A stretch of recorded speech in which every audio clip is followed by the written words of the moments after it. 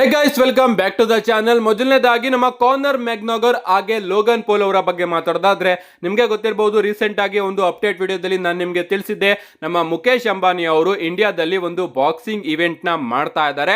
And ಅಲ್ಲಿಗೆ ಈ ಒಂದು ಮ್ಯಾಚ್ ನ ಮಾಡೋದಕ್ಕೆ ಅವರು ಈಗಾಗಲೇ ಪ್ಲಾನ್ ಮಾಡ್ತಾ ಇದ್ದಾರೆ ಅಂತ ಅಪ್ಡೇಟ್ ಬಂದಿತ್ತು. ಇವನ್ ನಮ್ಮ ಕಾನರ್ ಮೆಗ್ನಾಗರ್ ಅವರು ಕೂಡ ಈಗಾಗಲೇ ಒಂದು ಟ್ವೀಟ್ ಮಾಡಿ ಕನ್ಫರ್ಮ್ ಮಾಡಿದ್ರು, ನಾನು ಕಾಂಟ್ರಾಕ್ಟ್ ನ ಸೈನ್ ಮಾಡಿದ್ದೀನಿ, ನಾನು ಮ್ಯಾಚ್ ಆಡೋದಕ್ಕೆ ಒಪ್ಕೊಂಡಿದ್ದೀನಿ ಅಂತ.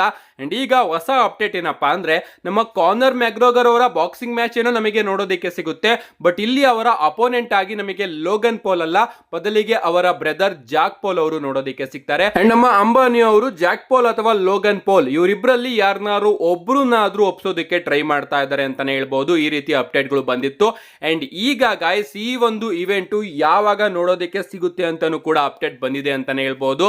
ಅಪ್ಡೇಟ್ ಗಳು ಬರ್ತಿರೋ ಪ್ರಕಾರ ಜುಲೈ ಅಥವಾ ಸೆಪ್ಟೆಂಬರ್ ಅಲ್ಲಿ ನಮಗೆ ಈ ಒಂದು ಬಾಕ್ಸಿಂಗ್ ಇವೆಂಟ್ ನೋಡೋದಕ್ಕೆ ಸಿಗುತ್ತಂತೆ. ಅಂಡ್ ಇಲ್ಲಿ ನಮಗೆ ಕಾನರ್ ಮೆಗ್ನಾಗರ್ ವರ್ಸಸ್ ಲೋಗನ್ ಪೋಲ್ ಅಥವಾ ಕಾನರ್ ಮೆಗ್ನಾಗರ್ ವರ್ಸಸ್ ಜಾಕ್ ಪೋಲ್ ಅವರ ನಡುವೆ ಒಂದು ಬಾಕ್ಸಿಂಗ್ ಮ್ಯಾಚ್ ನೋಡೋದಕ್ಕೆ ಸಿಗುತ್ತಂತೆ. ನೋಡೋಣ ಗೈಸ್, ಈ ಒಂದು ಇವೆಂಟ್ ಇಂಡಿಯಾಗೆ ಎಷ್ಟು ಪ್ರಾಫಿಟ್ ನ ತಗೊಂಡು ಬರುತ್ತೆ ಅಂಡ್ ಇಂಡಿಯಾದಿಂದ ಈ ಒಂದು ಇವೆಂಟ್ ಗೆ ಎಷ್ಟು ವ್ಯೂವರ್ಶಿಪ್ ಬರುತ್ತೆ ಅಂತ.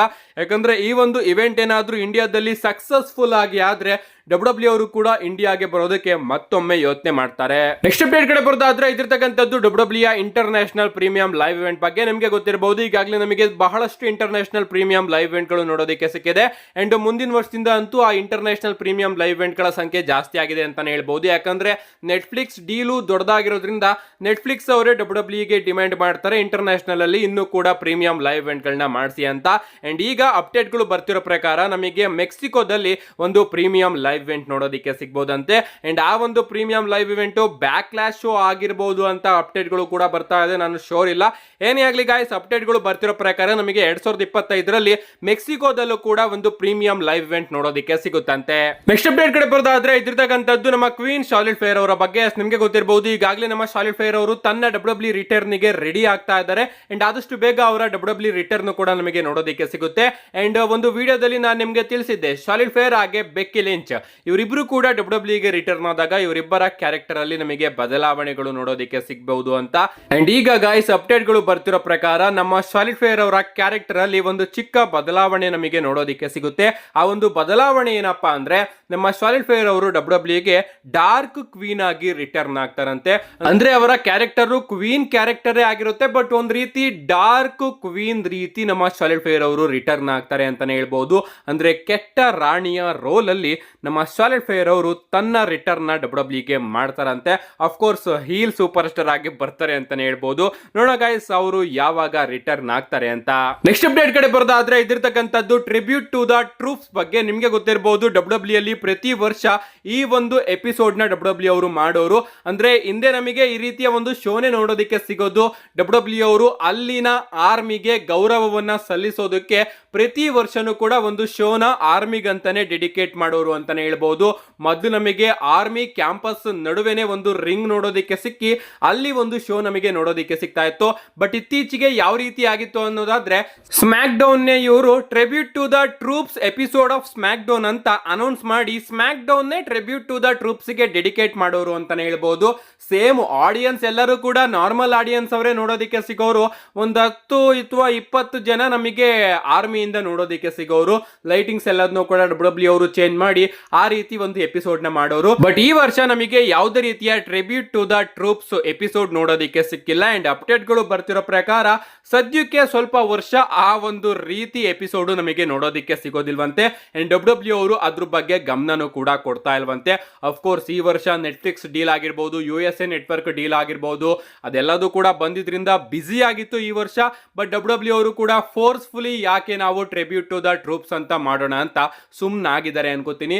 ಹಿಂದೆ ಒಂದ್ ರೀತಿ ಚೆನ್ನಾಗಿತ್ತು ಗೈಸ್, ಆರ್ಮಿ ಕ್ಯಾಂಪಸ್ ಗೆನೆ ಹೋಗ್ಬಿಟ್ಟು ಔಟ್ಡೋರ್ ಲೊಕೇಶನ್ ಅಲ್ಲಿ ನಮ್ಗೊಂದು ಶೋ ನೋಡೋದಕ್ಕೆ ಸಿಗೋದು. ಬಟ್ ಬರ್ತಾ ಬರ್ತಾ ಡಬ್ಲ್ಯೂ ಅವರು ಕೂಡ ಮೈಗಳ್ತನ ಮಾಡಿ ಮಾಡಿ ಸ್ಮ್ಯಾಕ್ ಡೌನ್ ನೇ ಆ ರೀತಿ ಕನ್ವರ್ಟ್ ಮಾಡಿದ್ರು ಅಂತಾನೆ ಹೇಳ್ಬಹುದು. ಅದೇನು ಡೆಡಿಕೇಟ್ ಮಾಡಿದ್ರು ಕೂಡ ಒಂದೇ, ಮಾಡದೇ ಇದ್ರು ಕೂಡ ಒಂದೇ, ಒಂದ್ ರೀತಿ ಬೇಕಾ ಬಿಟ್ಟಿ ಶೋನ ಮಾಡ್ದಂಗಿತ್ತು ಅದು. ಸೊ ನಿಲ್ಸಿರೋದೇ ಒಂದ್ ರೀತಿ ಒಳ್ಳೇದಾಯ್ತು ಅನ್ಕೋತೀನಿ.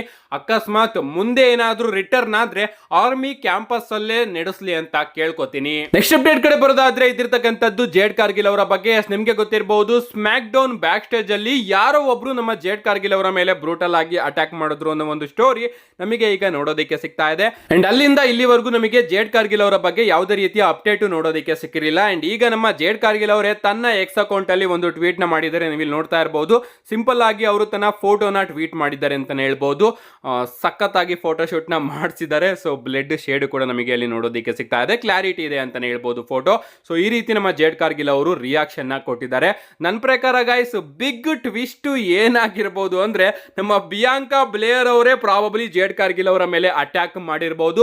ಅಂಡ್ ಹಿಂಗೆ ಡಬ್ಲ್ಯೂ ಅವರು ಜೇಡ್ ಹಾಗೆ ಬಿಯಾಂಕಾ ಬ್ಲೇಯರ್ ಅವರ ನಡುವೆ ರಸಲ್ ಮೇನಿಯಾಗೆ ಮ್ಯಾಚ್ ನ ಪ್ಲಾನ್ ಮಾಡಬಹುದು. ಒಂದು ಸ್ಟೋರಿನ ನಾನು ಎಕ್ಸ್ಪೆಕ್ಟ್ ಮಾಡ್ತಾ ಇದ್ದೀನಿ. ನೋಡೋಣ ಫೈನಲ್ ಆಗಿ ಯಾವ ಸೂಪರ್ ಸ್ಟಾರ್ ನಮ್ಮ ಜೇಡ್ ಕಾರ್ಗಿಲ್ ಅವರ ಮೇಲೆ ಅಟ್ಯಾಕ್ ಮಾಡಿದ್ರು ಅಂತ ರಿವೀಲ್ ಆಗುತ್ತೆ.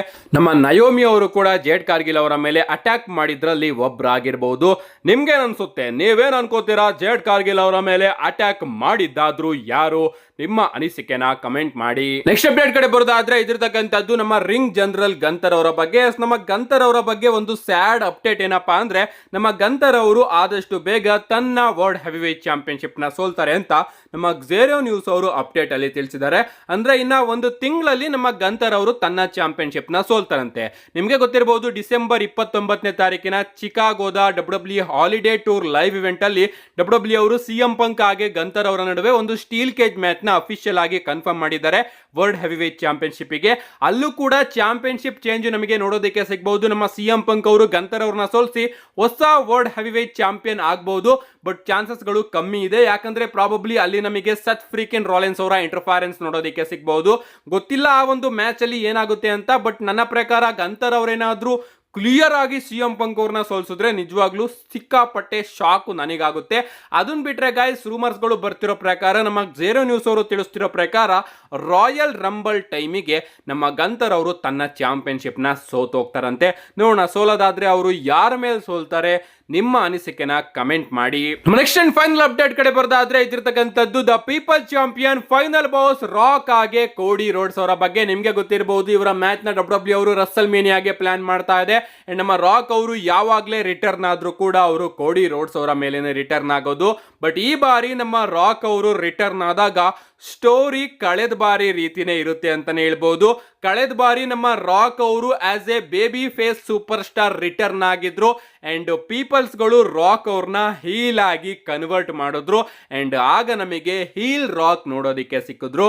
ಬಟ್ ಈ ಬಾರಿ ನಮ್ಮ ರಾಕ್ ಅವರು ಹೀಲ್ ಆಗಿ ರಿಟರ್ನ್ ಆಗ್ತಾರೆ. ಬಟ್ ಜನಗಳು ರಾಕ್ ಅವ್ರನ್ನ ಫೇಸ್ ಆಗಿ ಕನ್ವರ್ಟ್ ಮಾಡ್ತಾರೆ ಅಂತಾನೆ ಹೇಳ್ಬಹುದು. ಈ ರೀತಿ ಅಪ್ಡೇಟ್ ಗಳು ಬರ್ತಾ ಇದೆ. ನಿಮ್ಗೆ ಗೊತ್ತಿರಬಹುದು ಈಗಾಗಲೇ ಫ್ಯಾನ್ಸ್ ಗಳು ಕೋಡಿ ರೋಡ್ಸ್ ಅವರಿಗೆ ಬೂ ಮಾಡೋದಕ್ಕೆ ಶುರು ಮಾಡಿದ್ದಾರೆ. ನಮ್ಮ ಕೆವಿನ್ ಓಯನ್ಸ್ ಅವರು ಕೋಡಿ ರೋಡ್ಸ್ ಅವರ ಮೇಲೆ ಅಟ್ಯಾಕ್ ಮಾಡಿದಾಗ ಎಲ್ಲರೂ ಕೂಡ ಇನ್ನೊಮ್ಮೆ ಅಟ್ಯಾಕ್ ಮಾಡಿ ಅಂತ ಕೇಳ್ಕೊತಾ ಇದ್ರು. ಅಂಡ್ ಕೋಡಿ ರೋಡ್ಸ್ ಅವರಿಗೆ ಬೂ ಮಾಡ್ತಾ ಇದ್ರು. ಸೊ ಇಲ್ಲಿ ಜನಗಳಿಂದನೂ ಕೂಡ ಕೋಡಿ ರೋಡ್ಸ್ ಅವರ ಮೇಲೆ ಹೇಟು ಪ್ರಾರಂಭ ಆಗಿದೆ. ನೋಡೋಣ ಆ ಹೇಟು ಟೆಲಿವಿಷನ್ ಅಲ್ಲಿ ನಮಗೆ ಯಾವಾಗ ನೋಡೋದಕ್ಕೆ ಸಿಗುತ್ತೆ ಅಂತ. ಅಂಡ್ ಅದನ್ನ ನೋಡಿದಂತಹ ಜನಗಳು ರೂಮರ್ಸ್ ಗಳಲ್ಲಿ ಮಾತಾಡ್ತಿರೋದೇನಪ್ಪಾ ಅಂದ್ರೆ ನಮ್ಮ ರಾಕ್ ಹಾಗೆ ಕೋಡಿ ರೋಡ್ಸ್ ಅವರ ಫೇಸ್ ಆಫ್ ನಮಗೆ ಯಾವಾಗ್ಲೇ ನೋಡೋದಕ್ಕೆ ಸಿಕ್ಕರು ಕೂಡ ಜನಗಳು ಈ ಬಾರಿ ಕೋಡಿ ರೋಡ್ಸ್ ಅವ್ರನ್ನ ಬಿಟ್ಟು ರಾಕ್ ಅವರಿಗೆ ಸಪೋರ್ಟ್ ಮಾಡ್ತಾರೆ. ಅಂಡ್ ಒಬ್ಬ ಬೇಬಿ ಫೇಸ್ ರಾಕ್ ಹಾಗೆ ಹೀಲ್ ಕೋಡಿ ರೋಡ್ಸ್ ಅವರ ನಡುವೆ ನಮಗೆ ಒಂದು ಫೇಸ್ ಆಫ್ ಹಾಗೆ ಮ್ಯಾಚ್ ನೋಡೋದಕ್ಕೆ ಸಿಗುತ್ತೆ ಅಂತ ಅಪ್ಡೇಟ್ಗಳು ರೂಮರ್ಸ್ಗಳು ಬರ್ತಾ ಇದೆ. ನಿಮ್ಗೆ ಅನ್ಸುತ್ತೆ ಗಾಯ್ಸ್ ಈ ರೀತಿ ಆಗುತ್ತಾ? ನೋಡೋಣ ಗಾಯ್ಸ್ ಏನಾಗುತ್ತೆ ಅಂತ.